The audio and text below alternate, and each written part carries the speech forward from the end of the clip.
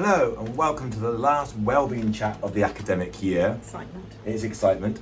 As we approach the summer holidays, we started to think about how we could create a survival guide for you. So the first thing I went and did, like anyone in the 21st century, is I went and asked AI. And AI have given us a top 10 for us to share with you. But we're going to add in our own little pieces of advice and nuggets of information as well. So the first one is plan, but not too much. I think that's really important. It's very, very easy to overplan, and every single day we've got to do this, we've got to leave the house by this time. And actually, it's really, really good for the children to know that there's something coming, but to have some calm and some respite in the meantime. Yeah, build in that unstructured and structured time, so it's going to help you.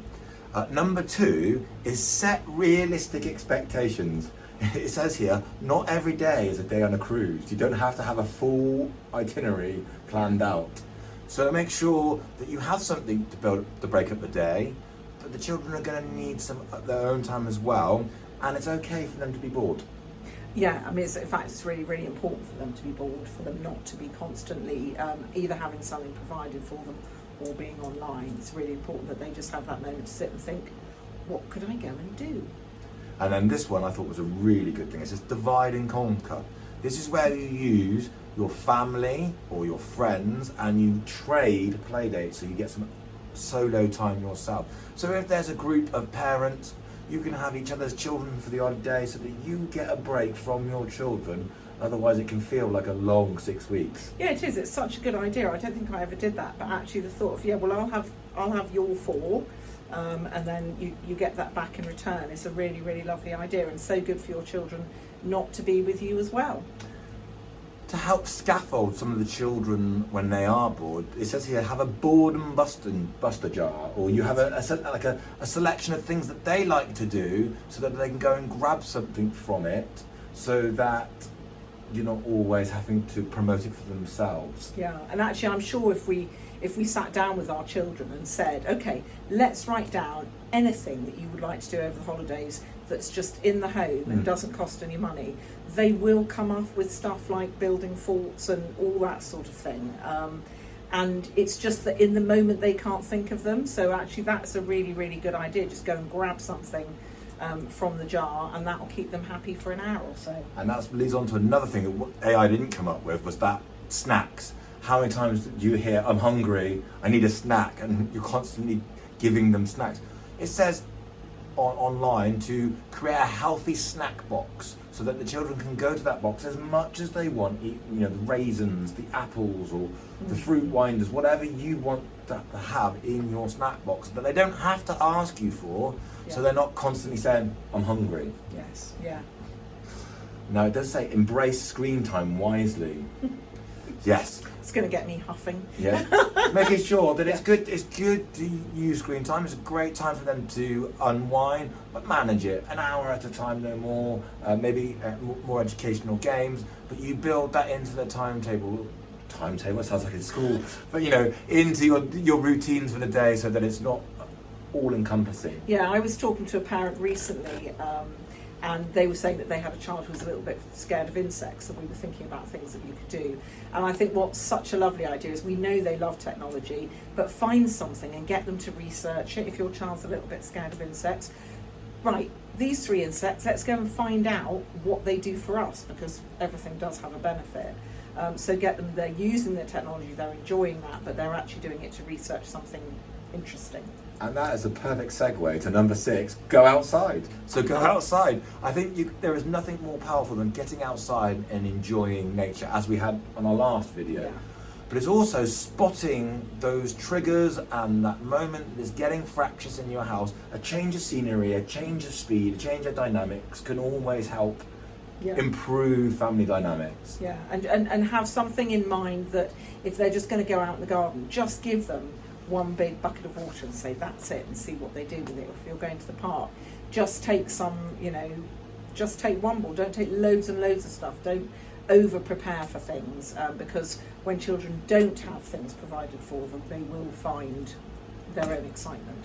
And that leads on to number 7, which I thought was quite nice, is having a theme week. You mentioned about the insects, but it also says here maybe having space week where you stargaze, or you're going to have a camp out week where you get a tent in your garden and just camp out for a couple of nights. That's something that I've never done, and I read that and I was like, do you know what? I think I might actually camp in the garden this summer holiday, just for a couple of nights, just to... Mine definitely used to do that, and they absolutely loved it, and then we did, but I like the idea of this, having a whole week, so if you're having space week, and then try and say to them, well, how can we build our food around that? What can we, can we make interesting shaped sandwiches, that sort of thing, and do lots of exploring. If you're going to watch a film that's related to space.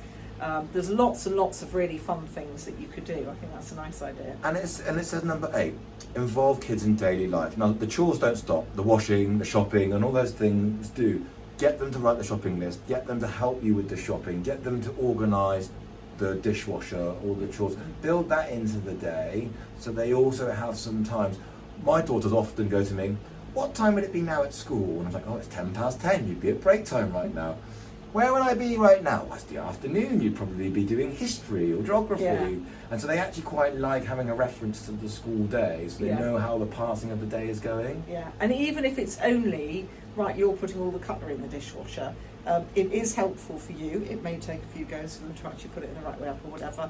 But actually it's really, really important for them to learn as they grow up that mums and dads don't do everything. We're all part of the family team, and everybody needs to put their little bit in. Just don't make it so onerous that they then hate you for it. And I think that's about also making time for yourself. Number 9 is take breaks.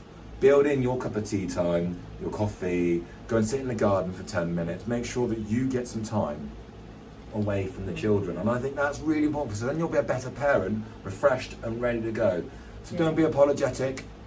Build in your own and that might be something that if you are sort of managing technology use, for example, that might be something where you could say, right, for half an hour you can have Peppa Pig, I'm going to go and sit in the garden with a drink, and that's absolutely okay. Make sure that your children have got something, it doesn't have to be technology at all, but something that just will keep them happy and occupied, so they don't come out and I love that pairing of it. I'm going to have a half an hour sit down whilst you do your half an hour technology. I think that's a really lovely one. And then finally, celebrate the little wins. If everyone is dressed, you've got out of the house by 10 a.m, that's a win. No one's cried. I love it. Nobody's cried before 10 o'clock in the morning. That's a win. No one's had an argument. There's 2 siblings. Siblings do like to argue at times, and that's fine. If we've all been happy and we've talked nicely to each other, that's a win. And things like that, I think sibling rivalry is probably the biggest problem in the holidays. Is that thing of saying, do you know, I just heard the 2 of you giggling away over whatever you were doing. That was so lovely to hear. Sure, they'll be bickering again in 10 minutes, but just comment when you hear that, when you recognise that that's happened. Make sure that you say that to them as well, because that will make them just have a little clock of, oh yeah, I did enjoy doing that with them. So in the last moment, we're going to quickly suggest some ideas you wanted to recommend the GCC website. Yeah, the GCC Families website is really, really good. There's lots and lots of things on there. Some are laid on by the council. There's lots of ideas. But I know running is going to come up, so I'm going to get my bid in for either getting out in the garden and planting something, just so that they can watch it grow, a little herb bed or something. Or if you're going out for walks, there's so much on the internet. Going for a walk along beside a river. There's lots and lots of really good streams and places where children can just potter, but change your walks up a little bit. It's very easy to do the same thing again, but there's so much information that would lead you to new and lovely places. So I would say definitely get out there and potter through a stream. Yeah. So Gloss has its own poster and bucket list. Lots of those are paid ones, but there are lots of lovely free things that you can do. Yeah. There's the Lions Trail around Cheltenham. They've all suddenly appeared. Yeah, you can start going and hunt for the lions around town. I asked some of the teachers what they would recommend, and some of them went, try the library challenge, get to the different libraries around Cheltenham. There's No Child Left Behind. There's circus performances in Pitfall Park, which is a free activity. Up Crickley Hill, up Leckhampton Hill, go to a different hill for a bit of a walk. Build dens if you're up them, because there's loads and loads of wood. Primrose Vale for some fruit picking is just a cheap, but it's not expensive, but it's cheap, and that can be a really wholesome day out as well. Mrs. West's favourite thing was going to Cirencester and the Carinium Museum, and then going to Cirencester Park. Yeah. She was raving about that. There's the pump track at Burrows. Get on the bikes, go for a bike ride up to the Burrows. There's lots of free and wonderful things to get you outside this summer. And just keep changing it up. Don't keep doing, if we know we like that park, don't keep going to that because you know they like it. Try another one. You'll always come back round again to the first one, but I think it's keeping things a little bit different. One of the other members of staff said go to the Aviator pub and watch the planes take off as a nice cheap activity. Another member of staff said go to the Forest of Dean with your bikes. Nice cycle ride. It'll be a great way of getting out. If it's hot, get in the woods, get in the forest. It'll be cooler. There's lots of great activities to do. So we hope. I just have to say, main one for getting cooler is just turn your sprinkler on in your garden. Your grass will go a bit mushy, but everyone will be very, very happy running through your sprinkler. So we hope you have a great summer, and we look forward to seeing you back in September. So that's a bye from us now. Bye.